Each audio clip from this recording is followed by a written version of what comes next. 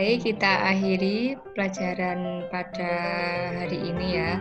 Jadi untuk pertemuan yang akan datang, kalian akan bertemu dengan ahli di bidang tadi ya, penanganan MGS 4. Jangan lupa checklist yang sudah saya berikan dipelajari, kemudian materi-materinya jangan sampai lupa. Nanti saat pembelajaran atau praktikum yang disampaikan oleh namanya Bu Bidan Kristina. Beliau sudah berpengalaman di bidang pemberian MGS 4 dan sudah mengikuti beberapa pelatihan PGD juga ya. Kemudian kalian harus bisa memanfaatkan hal ini, pertemuan besok itu dengan sebaik-baiknya mengenai bagaimana pengalaman yang beliau dapatkan selama di lahan. Begitu ya. Jangan lupa untuk membawa checklist dan beberapa notebook, oke? Ya. Baik, saya akhiri ya. Selamat pagi, sekian. Wassalamualaikum warahmatullahi wabarakatuh. Waalaikumsalam warahmatullahi wabarakatuh. Terima kasih, Bu.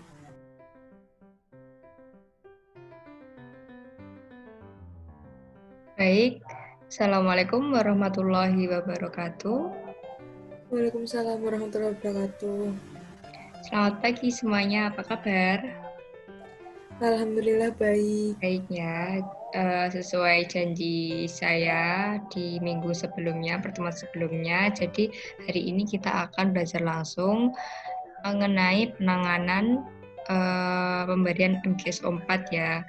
Dengan sebelumnya saya sampaikan lagi refleksi mengenai materi yang sudah dipelajari sebelumnya, bahwa pemberian MGS 4 ini bertujuan agar ibu hamil tidak sampai mengenai kejadian eklamsi ya. Kemudian pemberian MGS 4 ini juga harus pada ahlinya dengan berkolaborasi dengan dokter obgyn. Nah, selanjutnya akan disampaikan praktikum oleh Bidan Kristina. Untuk waktu dan tempat saya persilahkan. Ya, terima kasih untuk Bu dosen Aal ya. Perkenalkan anak-anak, nama saya Bidan Kristina. Saya bidan ya sudah lama berkecimpung di kebidanan, dan saya juga sudah ikut pelatihan mengenai kegadaratan maternal dan neonatal. Nah, pada perkuliahan hari ini ya Bu dosen Aal sudah menghubungi saya sebelumnya untuk memberikan praktikum mengenai pemberian dosis MGS 4. Nah, apakah dari mahasiswa sudah sudah membaca materi mengenai pemberian MGS 4 atau preeklamsi dan eklamsia? Sudah, Bu. Ya, sudah dibahas oleh Bu dosen Aal ya? Ya. Kalau begitu, kita mulai praktikumnya saja ya. Sebelumnya, apakah sudah diberi checklist? Ini saya dikirim oleh Bu dosen. Jadi saya yakin ini sama seperti milik mahasiswa ya. Ya. Jadi, untuk alatnya itu sudah seperti yang di checklist ini. Lalu untuk praktikum yang pertama itu kita mendekatkan alatnya ke pasien supaya kerja kita, penata laksanaan atau praktikumnya itu tidak terganggu. Kalau misalnya alatnya di sana kan nanti terganggu, sulit ya. Lalu yang kedua itu kita bisa memasang sampiran itu kalau perlu, kalau tidak perlu tidak usah. Nah, yang selanjutnya kita cuci tangan, lalu kita menyebutkan tanda-tanda, kita mencari tahu tanda-tanda, mengidentifikasi di ibu ini apakah ada tanda-tanda gejala preeklamsi berat atau eklamsia. Nah, jadi kita tanya ibunya, Bu, kita misalnya di situ ada jam ya, nanti kita tanya, itu jam berapa ya sekarang, gitu kita tanya. Kalau misalnya ibunya bilang nggak jelas, itu bisa jadi dia preeklamsi berat. Atau kalau misalnya ibunya ini kejang, berarti ibunya ini sudah eklamsia. Nah, kalau misalnya sudah terjadi kejang ini ya, ini pasiennya, jadi ini ibunya kejang. Nah, waktu kejang yang kita lakukan itu tidak boleh memberikan MgSO4 langsung, tapi kita baringkan ibu ke sebelah kiri. Kirinya ibu ya, bukan kirinya kita. Kirinya ibu. Nah, setelah itu miring ke kiri dan kita bebaskan jalan nafas. Kita pakai tong spatel. Nih, bebaskan jalan nafasnya. Lalu tunggu sampai si kejangnya ini selesai. Nah, kalau misalnya kejangnya selesai, kita berikan oksigen 4 sampai 6 mililiter selama 1 jam ya. Kita beri oksigen. Nah, setelah kita beri oksigen, ini baru kita beri oksigen kan ya. Lalu kita siapkan untuk pemasangan dual kateter. Nah, fungsinya dilakukan pemasangan dual kateter itu untuk mengetahui jumlah produksi urinnya, karena dia merupakan salah satu persyaratan untuk pemberian MgSO4. Jadi, sebenarnya kita pasang underpadnya dulu ya.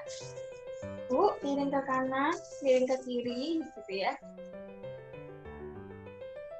Nah, setelah itu baru kita lakukan cuci tangan dan kita lakukan vulva hygiene dulu ya.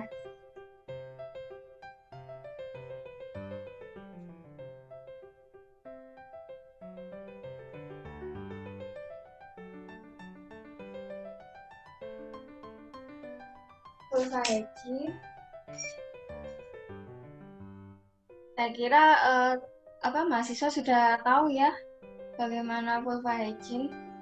Nah, setelah itu kita pasang si dual kateternya ini. Ya, kita pasang. Ya, tarik nafas, Bu. Nah, setelah itu kita lepas handscoon ini supaya waktunya cepat. Saya tetap memakai handscoon ini ya. Nah, kita lepas handscoon lalu kita tunggu sampai 1 jam. Kenapa kok 1 jam? Karena kita lihat produksi urinnya, salah satu persyaratan pemberian MgSO4 itu urin selama 1 jam itu lebih dari 25 mili. Gitu ya. Nah, untuk selanjutnya kita juga cek pernafasannya. Kalau misalnya pernafasannya itu lebih dari 12 kali per menit, itu boleh diberikan MgSO4. Lalu yang syarat selanjutnya juga refleks patella. Nah, ini kita lihat ya pernafasannya. Ya, ini pernafasannya lebih dari 12 kali, berarti sudah memenuhi status syarat. Lalu kita periksa refleks patellanya ya. Refleks patellanya positif, satunya lagi refleks patellanya positif. Nah, setelah itu berhubung kedua ini pernafasan dan refleks patellanya itu memenuhi syarat, kita lihat setelah 1 jam kita lihat produksi urinnya. Kalau misalnya lebih dari 25 berarti bisa diberikan pemberian MgSO4. Selanjutnya jangan lupa untuk menyiapkan antidotnya ya. Kita siapkan antidotnya supaya nanti kalau keracunan MgSO4 kita bisa menanganinya seperti itu. Nah, berhubung ini sudah sesuai ya, persyaratannya sudah bisa dilakukan pemberian MgSO4, kita siapkan MgSO4-nya dan dosisnya. Nah, untuk MgSO4 itu nanti kita pakai yang 4 gram, bisa yang MgSO4 20%, yang 4 gram 20%, atau yang 40%. Kita pakai yang 40% aja ya.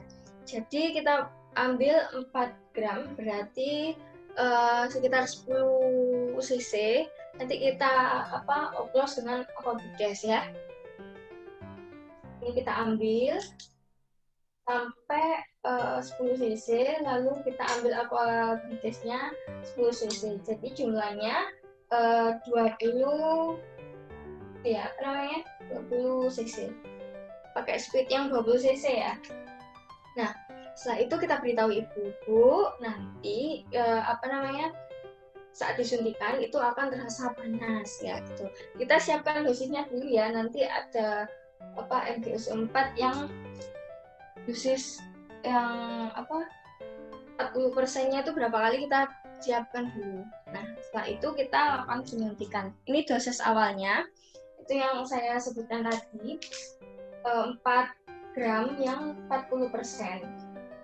Ditambah aquabides dioplos gitu ya. Nanti kita taruh di bokong ibu yang sebelah, terserah yang mana ya. Nanti baru yang sebelahnya itu yang gantian.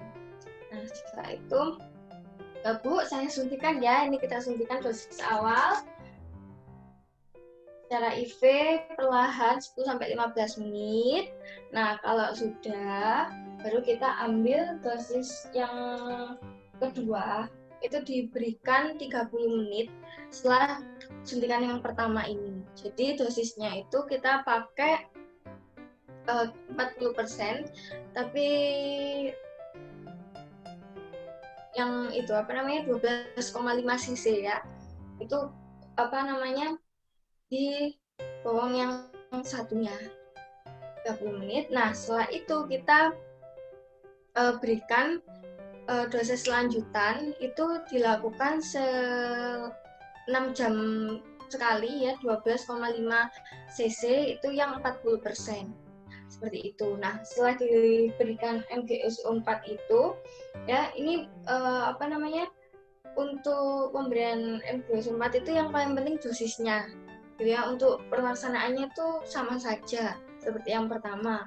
Tapi pakai yang bokong kanan, bokong kiri itu bergantian.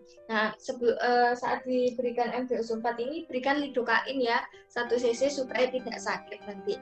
Nah, setelah diberikan MgSO4 lalu kalau misalnya 15 menit kemudian itu masih terjadi kejang, itu kita berikan MgSO4 5 cc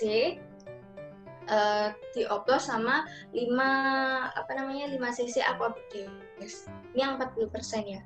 Nah, kalau misalnya itu sudah, maksudnya tidak terjadi kejang, kita lakukan observasi. Jadi kita observasi mengenai urinnya, lalu kita lihat pernafasannya, kita juga lihat efek patella itu setiap 1 jam sekali. Nah, kalau misalnya terjadi keracunan MgSO4, kita berikan antidot. Sebelumnya kita bebaskan jalan nafas, lalu kita berikan antidot 1 cc, lalu kita berikan pada ibu. Seperti itu. Nah, jangan lupa untuk melakukan pencatatan dan pelaporan apa yang sudah kita lakukan ini ya. Ya, saya kira cukup praktikum pemberian dosis, karena yang paling penting dalam dalam pemberian dosis MgSO4 itu paling penting itu ya dosisnya, takarannya. Kalau misalnya cara penyuntikannya, saya kira mahasiswa sudah diberikan pada waktu semester awal ya mengenai KDM, cara IV ya pasti sudah tahu. Mungkin sekian dari saya. Apakah ada yang ingin ditanyakan? Permisi Bu, saya ingin bertanya. Ya. Saya ingin bertanya yang pengulangan dosis yang kedua itu Bu, yang setelah 30 menit itu bagaimana Bu dosisnya? Saya masih kurang paham. Dosis dari MgSO4 itu ada 2 macam ya. Yang MgSO4 20% itu berisi 5 gram dalam 25 mili. Nah, berarti dia itu 1 gramnya itu berisi 5 mili. Nah, untuk yang dosis pertama itu kan dibutuhkan 4 gram. Jadi kalau 4 gram dari 20% itu yang diambil cuma 20 cc. Jadi itu kalau misalnya dibutuhkan 4 gram, berarti kalikan aja 5 gitu ya. Per gramnya kan 5, yang 20% ini. Jadi tinggal dikalikan. Nah, untuk yang 40% itu berisi 10 gram dalam 25 mili. Artinya dalam 1 gram itu terdapat 2,5 mili ya. Nah, itu juga disesuaikan. Misalnya butuh 4 gram, ya 2,5 kali 4. Seperti itu, Mbak. Di yang pertama 4 gram, lalu pakai 2 gram, itu juga kita kalikan aja per 1 gramnya itu berapa mili. Itu apakah bisa dimengerti, Mbak Nisa? Oh iya, sudah paham. Mungkin ada yang ingin ditanyakan lagi?